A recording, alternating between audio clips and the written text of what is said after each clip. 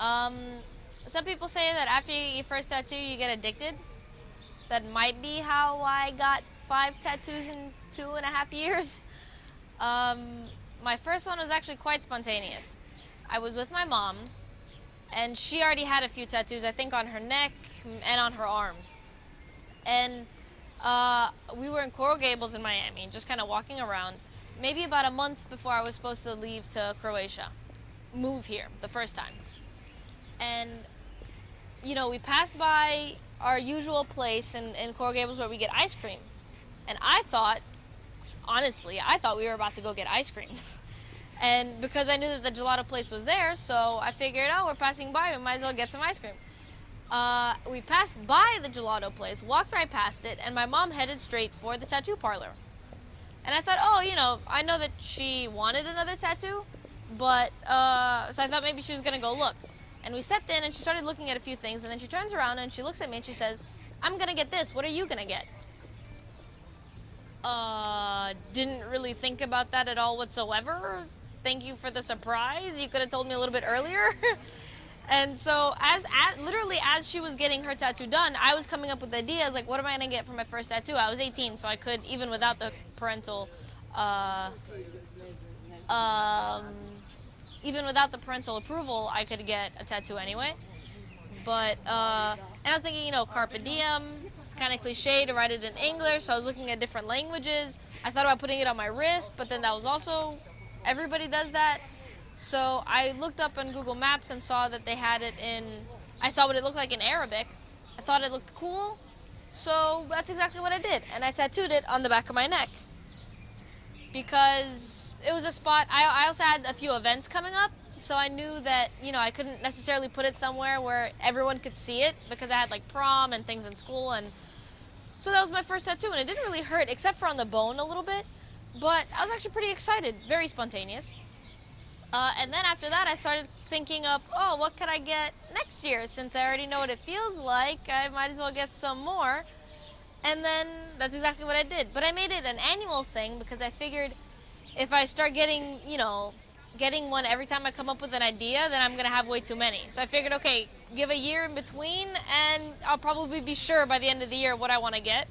So the following year, when I came back to Miami after living in Croatia for a year, I got my second tattoo, which is this Incan sun. And then again, I thought, I like it. Maybe I should get some more. Wait a year again. So then the third year, I started with some more, and I was kind of obsessed with the shoulder area.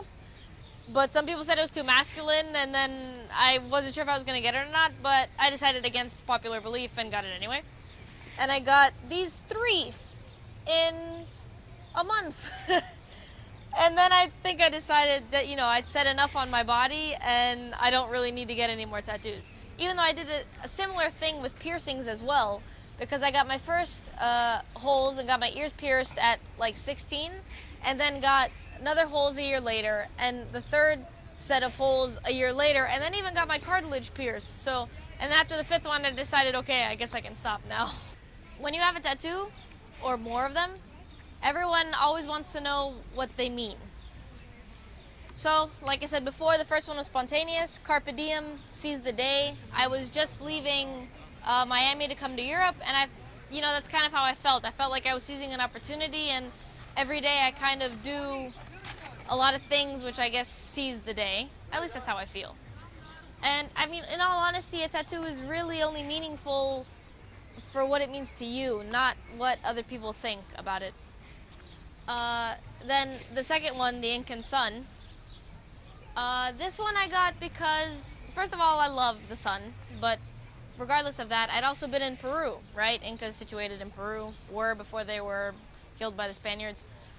And I'd been to the Sun Temple, and I actually stood there when I was 15, I think, because my parents were celebrating an anniversary or something. We decided to travel to Peru. So it actually meant something to me, and I have some, beliefs in those kind, in nature and those kinds of things. Now these 3 that are on my shoulder, this one down here is an Ang. That's an Egyptian sign. And my mom and I share that one. She has it on the back of her neck, and I have it on my arm. It's kind of like, holding the key to your life in your own hands. And this feather here, even though some people say it doesn't really look like a feather, someone said it looks like a knife, someone else said it looks like something completely different. I don't really care. It's a feather, also Egyptian. And, you know, it stands for things like hope and balance. So I'm balancing life type of thing. And then this one back here is a Latin phrase. And, you know, it really means to be passionate about what you do from beginning to end, all the way through. And those are just things that I kind of believe in. I feel like it's how I like to live my life, and that's what those tattoos mean to me.